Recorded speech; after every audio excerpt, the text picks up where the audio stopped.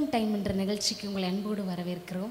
இந்த நாளிலும் கூட ஆண்டவரை நம்பின பிள்ளைங்களை ஒரு நாள் வெட்கப்பட விட மாட்டார். நீங்கள் நினச்சிட்டு இருக்கீங்களா தோற்றுருவோமோ அல்லது தோல்வியில் நான் இருக்கிறேனே அப்படின்னு நினச்சிட்டு இருக்கீங்களா? ஏசப்பாவை நம்பும்போது நிச்சயமாக நம்ம வாழ்க்கையில் வெட்கப்பட்டு போக விடவே மாட்டார். இன்றைக்கும் கூட நம்ம ஆண்டவருடைய நாமத்தை மகிமைப்படுத்த போகிறோம். எல்லாரும் கைரங்களை தட்டி பாடலாமா? உம்மை நம்பி வந்தேன் நான் வெட்கப்படல, உம்மையே என்னை கைவிடல. உம்மை நம்பி வந்தேன் நான் வெட்கப்படல, உம்மையே என்னை கைவிடல.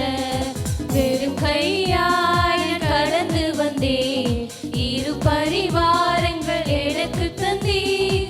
வெறும் கையாய் நான் கடந்து வந்தேன், இரு பரிவாரங்கள் எனக்கு தந்தீர்.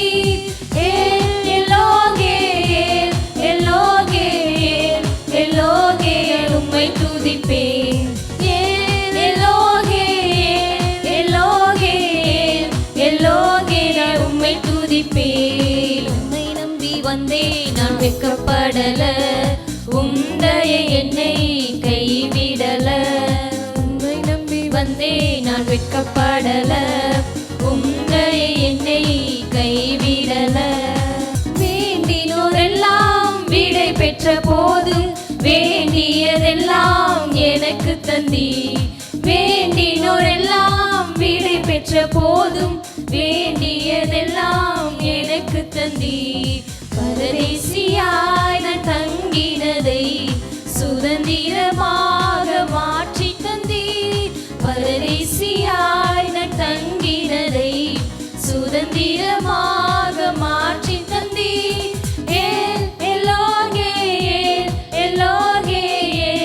எல்லோகே உம்மை துதிப்பேன்.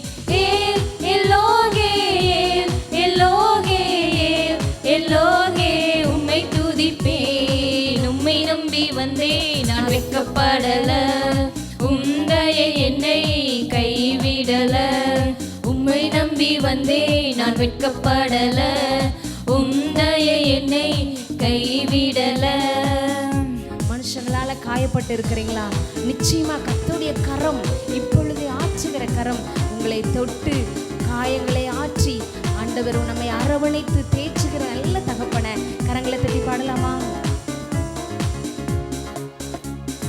காயப்பட்டு நின்றேன், கண்ணீரில் சென்றேன், கலங்கின எனக்காக இறங்கி வந்தீர். காயப்பட்டு நின்றேன், கண்ணீரில் சென்றேன், கலங்கின எனக்காக இறங்கி வந்தீர். உடன்படிக்கை என்னோடு செய்து இழந்திட்ட யாவையும் திரும்ப தந்தீர். எல்லோகே உம்மை துதிப்பேன். எல்லோகே உம்மை துதிப்பேன். உம்மை நம்பி வந்தேன் நான் வெட்கப்படல, உம்மையே என்னை கைவிடல. உம்மை நம்பி வந்தேன் நான் வெட்கப்படல, உம்மையே என்னை கைவிடல. வெறுங்கையாய் கடந்து வந்தேன், இரு பரிவாரங்கள் எனக்கு தந்தீர். வெறும் கையாய் நான் கடந்து வந்தேன், இரு பரிவாரங்கள் எனக்கு தந்தீர். எல்லோகே உம்மை துதிப்பேன்.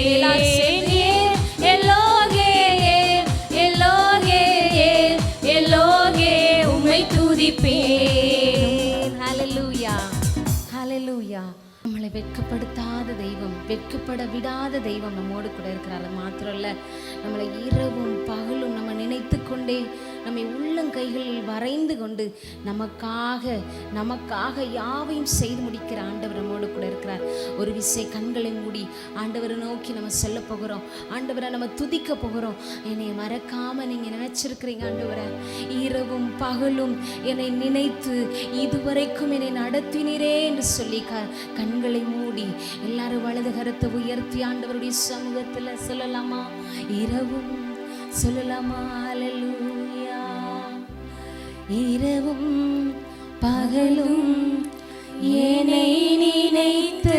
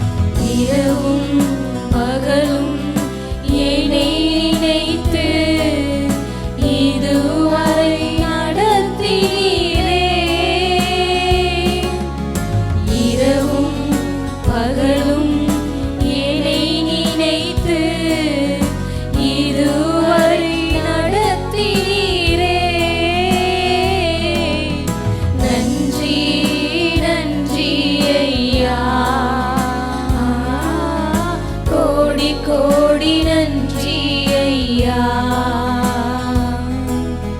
நன்றி நன்றி ஐயா, கோடி கோடி நன்றி ஐயா. எபினேசர் நீர்தானையா, எபினேசர் நீர்தானையா, இதுவரை உதவி நீரே.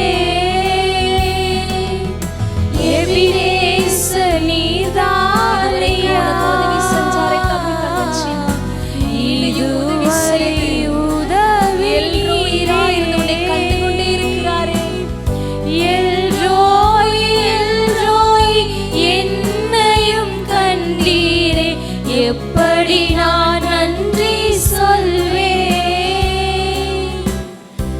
எல்ரோய் எல்ரோய் என்னையும் கண்டீரே, எப்படி நான் நன்றி சொல்வேன். நன்றி நன்றி ஐயா, கோடி கோடி நன்றி ஐயா, நன்றி நன்றி ஐயா, கோடி கோடி நன்றி ஐயா. தடைகளை உடைத்தீரையா, தடைகளை உடைத்தீரையா, தள்ளாட விடவில்லையே. தடைகளை உடைத்தீரையா, தள்ளாட விடவில்லையே. சோர்ந்து போன நேரமெல்லாம் தூக்கி என்னை சுமந்தீரே. சோர்ந்து போன நேரமெல்லாம் தூக்கி என்னை சுமந்து வாக்கு தந்து தேற்றினீரே. சோர்ந்து போன நேரமெல்லாம் தூக்கி என்னை சுமந்து வாக்கு தந்து தேற்றினீரே. நன்றி நன்றி ஐயா, கோடி கோடி நன்றி ஐயா, நன்றி நன்றி ஐயா, கோடி கோடி நன்றி ஐயா. எஸ், தடைகளை உடைக்கிற தெய்வம் நம்மோடு கூட இருக்கிறாரே. எல்லாரும் பயப்பட வேண்டாம். இந்த காரியம் எப்படி நடக்குமோ என்று சொல்லி, இந்த விஷயத்தை நான் எப்படி சால்வ் பண்ண முடியும்னு சொல்லி யோசிச்சுட்டு இருக்கலாம். கர்த்தருடைய கிருபை உனக்கு போதும். உன்னுடைய பலவீனத்தில் அவருடைய பலன் பூர்ணமாய் விளங்கி இயேசுவின் நாமத்தினாலே தடைகளை தாண்டி ஜெயமெடுக்க கர்த்தர் உனக்கு உதவி செய்வாராக. அல்லேலூயா. ஆண்டவரே, உம்முடைய கிருபை எங்களோடு கூட இருந்ததற்காக நன்றி. உடைய சமூகத்தின் பிரசன்னம் எங்களை தாங்கினதே நன்றி செலுத்துகிறோம். ஒவ்வொரு பிள்ளைகளையும் நீங்கள் மறவாமல் நினைத்து கொண்டிருக்கிறபடியால் நன்றி செலுத்துகிறோம். இயேசுவின் மூலம் கேட்கிறோம் ஜீவனுள்ள நல்ல பிதாவே.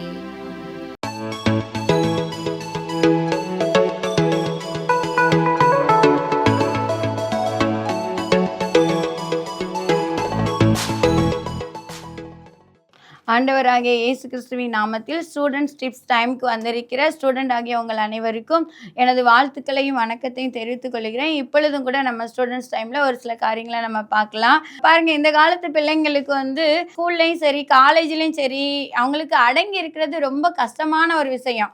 அடங்கி இருந்தால் தான் நம்ம என்ன செய்ய முடியும்னா மேல் கட்டத்துக்கு நம்ம போக முடியும். சொல்லுவாங்கல்ல, மேல் படி போனால் கீழ்ப்படி ரொம்ப அவசியம், கீழ்ப்படியிலேருந்து தான் படிப்படியாக மேலே போக முடியும்.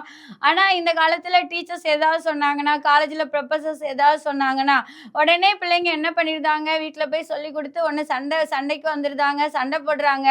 அல்லாட்ட என்ன பண்ணுதாங்க அப்படின்னா அவங்க நேம் எழுதி வச்சுட்டு ஏதாவது டீச்சர்ஸ்க்கு விரோதமாக அவங்க காரியங்களை செய்தாங்க. இவங்க தான் என்னோட காரியத்துக்கு காரணம்னு சொல்லிட்டு அவங்களே மாட்டி விட்டுட்டு இப்படிப்பட்ட காரியங்களை பிள்ளைங்கள் செய்தாங்க. காரணம் என்னன்னா, பிள்ளைங்களுக்கு இந்த காலத்தில் அடங்கி இருக்கிறதுக்கு விருப்பம் கிடையாது, அடங்கி இருக்க இஷ்டம் இல்லை. யாரும் அவங்கள பற்றி எதையும் சொல்லிடக்கூடாது.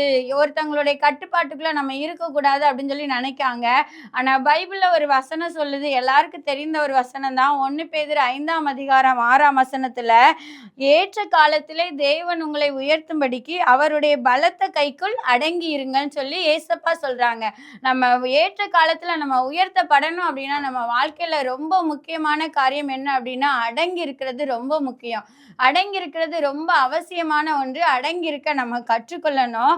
ஏன்னா நம்ம வேதத்துல வாசிக்கிறோம், லூக்கா 2:51 இயேசுவை பத்தி சொல்லும்போது, பின்பு அவர் அவர்களுடனே கூட போய் நாசரேத் ஊரில் சேர்ந்து அவர்களுக்கு கீழ்ப்படிந்திருந்தார். ஏசப்பா ஊழியத்துக்கு முன்னாடியே 30 வருஷம் தன்னுடைய தாய்க்கும் தகப்பனுக்கும் அடங்கி இருந்தாருன்னு சொல்லி அவர் அவ்வளோ பெரிய மகத்துவமானவர், வானத்தையும் பூமியை உண்டாக்கினவர், வானம் எனக்கு சிங்காசனம் பூமி எனக்கு பாதப்படின்னு சொல்ற அவர் கூட தன்னுடைய தாய்க்கு தகப்பனுக்கும் 30 வருடங்கள் அடங்கி இருந்தார். அப்புறம் தான் ஊழியம் செய்யறதுக்கு அதுக்கப்புறம் தான் அவர் வெளியே வந்தாரு. அது மட்டும் இல்லாம வேதத்துல இன்னொருத்தரை கூட நம்ம பார்க்கிறோம், யோசேப்பை நம்ம பார்த்தோம் அப்படின்னா, யோசேப்பை பத்தி சொல்லும்போது சங்கீதம் 105 18 19 அவர் கைகளையும் கால்களையும் விலங்கிடப்பட்டு இழுத்து செல்லப்பட்டார், கர்த்தருடைய வசனம் அவரை புடமிட்டது, அவரை உயர்த்துற வரைக்கும். யோசேப்பு கிட்டத்தட்ட 17 வயசுல இருந்து 30 வயசு வரைக்கும் அடங்கி இருந்தார். கர்த்தர் உயர்த்துற நாள் வரைக்கும் அடங்கி இருந்தார். அடங்கி இருந்ததுனால அந்த தேசத்துக்கு ஒரு பிரதம மந்திரியாக உயர்த்தப்பட்டார். பார்வோனுக்கு அடுத்த ஸ்தானத்துல கர்த்தர் அவரை உயர்த்தி வச்சார். ஒரே ஒரு காரணம், இந்த அடங்கி இருந்தாங்க. ஸோ இந்த நாட்கள்ல பிள்ளைங்க ஸ்கூல்லையும் சரி காலேஜ்லயும் சரி நம்மளுக்கு கற்றுக் கொடுக்குறவங்களுக்கு அடங்கி இருக்க கற்றுக்கொள்ளுங்க. நம்ம அடங்கி போறதுனால என்னைக்குமே அடிமை அப்படின்னு சொல்லிலாம் நினைக்க கூடாது. நம்மளுக்கு சொல்லி கொடுக்குறவங்களுக்கு கீழ்ப்படியும் போது ஆட்டோமேட்டிக்கா கர்த்தர் நம்மளை ஒரு உயர்ந்த ஸ்தானத்துக்கு கொண்டு போவார். அடங்கி இருக்கிறது ரொம்ப முக்கியம். பாருங்க, ஒரு தோட்டத்துக்கு ஒரு குட்டி பையன் போனான். அப்போ குட்டி பையன் போகும்போது அந்த தோட்டத்துல ஒரு மரத்துல ஒரு வண்ணத்து பூச்சியோடைய கூண்டு இருந்தது. அப்போ அந்த கூண்டுக்குள்ள நம்மளுக்கு தெரியும், கூட்டுப்புழு எப்படி அதனுடைய பரிணாம வளர்ச்சிலாம் நம்மளுக்கு தெரியும். அந்த கூட்டுப்புழுவை கிழிச்சுக்கிட்டு அந்த பறவை உள்ள இருந்த வண்ணத்து பூச்சி உருவாகிட்டு ஆனா வெளியே வர முடியல. அப்போ கொஞ்சோண்டு அந்த கூண்டை லேசா கிழிச்சு தன்னுடைய உடம்ப அந்த கூண்டுக்குள்ள அடிச்சு கொஞ்சம் கொஞ்சமா கஷ்டப்பட்டு வெளியே வர ட்ரை பண்ணிட்டே இருந்தது. கொஞ்சோண்டு ரெக்க மட்டும்தான் வெளியே வந்துட்டு இருந்தது. அப்போ இதை அந்த குட்டி தம்பி பார்த்துட்டே இருந்தா அவனுக்கு ரொம்ப கஷ்டமா இருந்தது. ஐயோ, இந்த வண்ணத்து பூச்சி இந்த கூண்டுல இருந்து வெளியே வர எவ்வளோ கஷ்டப்பட்டுட்டு இருக்கு, எவ்வளோ பாடுபடுது அப்படின்னு சொல்லி கொஞ்சம் ஒரு சில நிமிஷங்கள் பார்த்து அவனுக்கு ரொம்ப மனசு தாங்கல.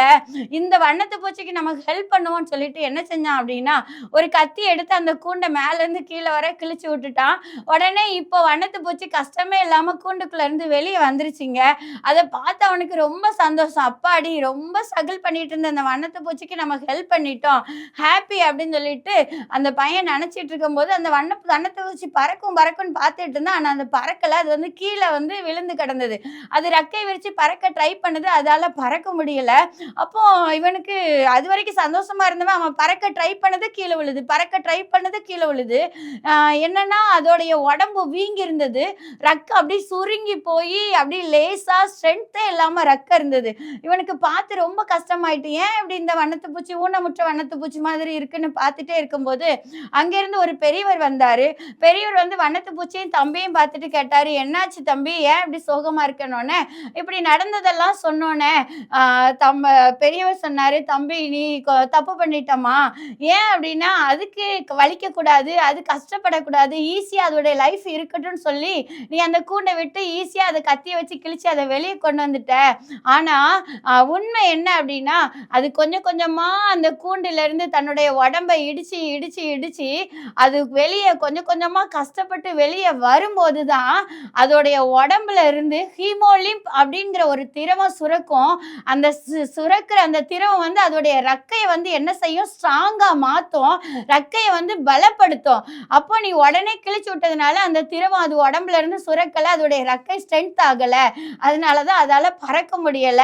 அது அந்த இடிச்சு மோதி அது கஷ்டப்பட்டு வெளியே வரும்போதுதான் அதால ஒரு உயர்ந்த இடத்த உயர்ந்த ஸ்தானத்தை அதால பிடிக்க முடியும். அது இல்ல, அந்த காரியம் இல்ல அப்படின்னோடனே அதால இப்ப பறக்க முடியல அப்படின்னு சொல்லிட்டு அந்த ஐயா சொன்னாங்க.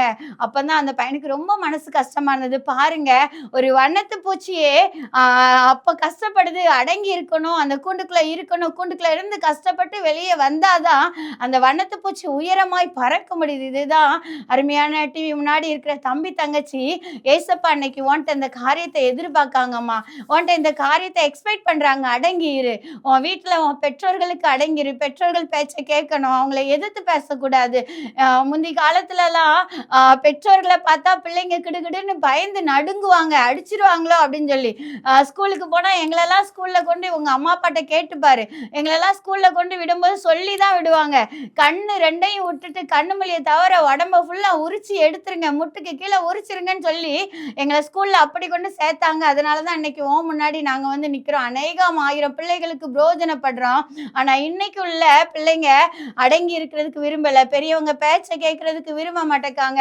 அது ஒரு அடிமைத்தனம் சொல்லி நினைக்காங்க. இல்லவே இல்லை தம்பி தங்கச்சி, ஏற்ற காலத்துல ஆண்டவர் உன்னை உயர்த்தணும் அப்படின்னா இந்த காலத்துல நீ அமைதியா அடங்கி இருக்கணும். நீ படிக்க வேண்டிய நேரத்துல படிக்கணும், அம்மா அப்பா பேச்சை கேட்க வேண்டிய நேரத்துல, ஸ்கூல்ல டீச்சர் சொல்றதை கேட்க வேண்டிய நேரத்துல கட்டாயம் கேட்கணும். நீ இப்ப அந்த காரியத்தை செய்தாதான் கர்த்தர் ஏற்ற காலத்துல உன்னை உயர்த்துவார். கர்த்தர் தாமே நம்மை ஆசீர்வதிப்பாராக. ஆமென்.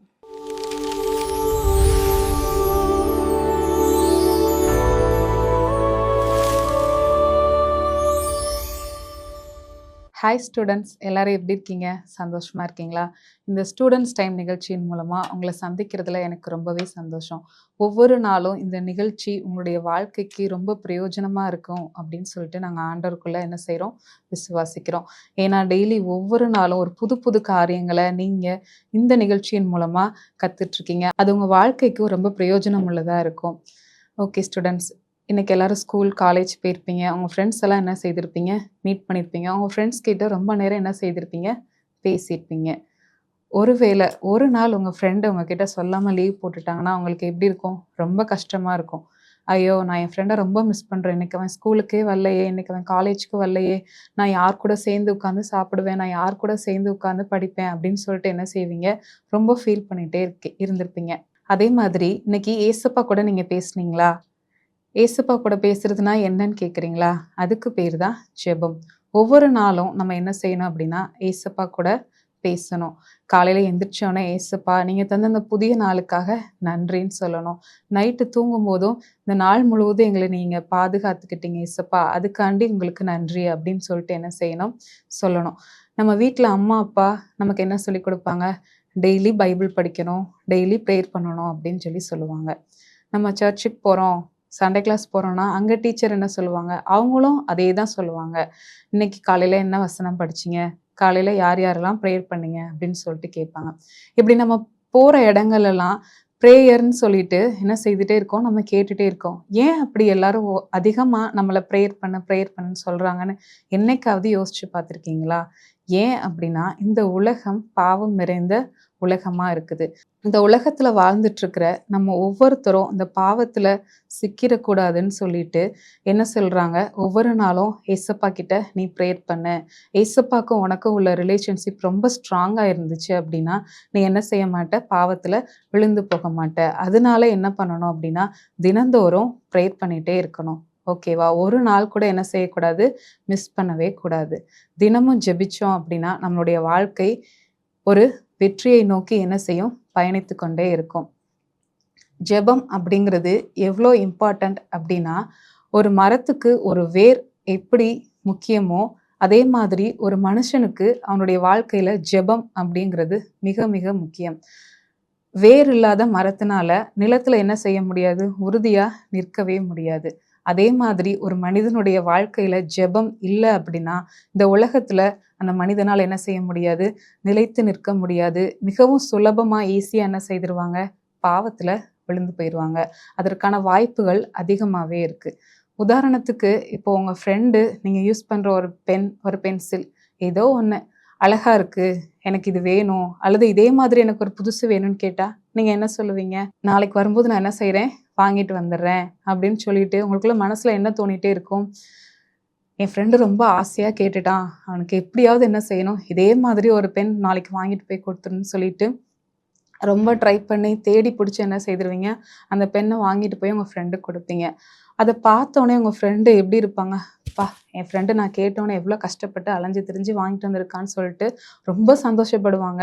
உங்கள் ஃப்ரெண்டு சந்தோஷப்படுறத பார்த்து நீங்கள் எப்படி இருப்பீங்க? ரொம்பவே ஹாப்பியாக ஃபீல் பண்ணுவீங்க. இதே மாதிரி தான் ஒவ்வொரு நாளும் ஏசப்பா நீங்கள் வந்து ஏசப்பா கூட பேச மாட்டீங்களான்னு சொல்லிட்டு என்ன செய்துட்டே இருக்காங்க, வெயிட் பண்ணிகிட்டே இருக்காங்க. ஒரு சில நேரங்களில் எல்லாரும் ப்ரேயர் பண்ணுன்னு சொல்லும்போது நம்ம என்ன சொல்கிறோம், நாளைக்கு பண்ணுறோம். வீட்டில் கூட அம்மா அப்பா சொல்லும்போது என்ன சொல்லுவீங்க, எனக்கு டயர்டாக இருக்குமா, நான் நாளைக்கு ப்ரேயர் பண்ணுறேம்மா. சரிப்பா பைபிள் படி, எனக்கு டயர்டாக இருக்குமா, நான் நாளைக்கு பைபிள் படிக்கிறேன் அப்படின்னு சொல்லிட்டு என்ன செய்துடுறோம், நம்ம அம்மா அப்பா கிட்டலாம் ரீசன் சொல்லிடுறோம். ஆனால் ஏசப்பா நம்ம சொன்ன வார்த்தை என்ன செய்துட்டே இருப்பாங்க, பார்த்துட்டே இருப்பாங்க. சரி ஓகே, நாளைக்கு என் பிள்ளை என்ன செஞ்சுருக்கா, ப்ரேயர் பண்ணுறேன்னு சொல்லியிருக்கான்னு சொல்லிட்டு என்ன செய்துட்டே இருப்பாங்களாம், வெயிட் பண்ணிகிட்டே இருப்பாங்க. மறுநாளும் நம்ம அதை என்ன செய்கிறோம், ரிப்பீட் பண்ணுறோம். ஆனால் நம்ம உலக பிரகாரமாக நம்முடைய ஃப்ரெண்டுடைய தேவையை பூர்த்தி செய்யும்போது, நம்ம ஃப்ரெண்டுக்கிட்ட பேசும்போது நம்ம ஃப்ரெண்டு சந்தோஷமாக இருக்காங்க, நம்மளும் என்ன செய்கிறோம், சந்தோஷமாக இருக்கோம். ஆனால் ஏசப்பா ஒவ்வொரு நாளும் நமக்காக என்ன செய்துட்டே இருக்காங்க, என் பொண்ணு என்கிட்ட வந்து என்ன செய்வா, பேசுவா, எனக்காக ஜெபம் பண்ணுவா, வேதம் வாசிப்பா அப்படின்னு சொல்லிட்டு என்ன செய்துட்டே இருக்காங்க, ஏசப்பா நமக்காக காத்துட்டே இருக்காங்க. ஆனால் நம்ம ஒவ்வொரு நாளும் என்ன செய்துட்டே இருக்கோம், நாளைக்குன்னு சொல்லிட்டு அநேக நேரங்கள் என்ன செய்திடுறோம், ஆண்டவரை ஒரு ஓரமாக ஒதுக்கி வச்சிடறோம்.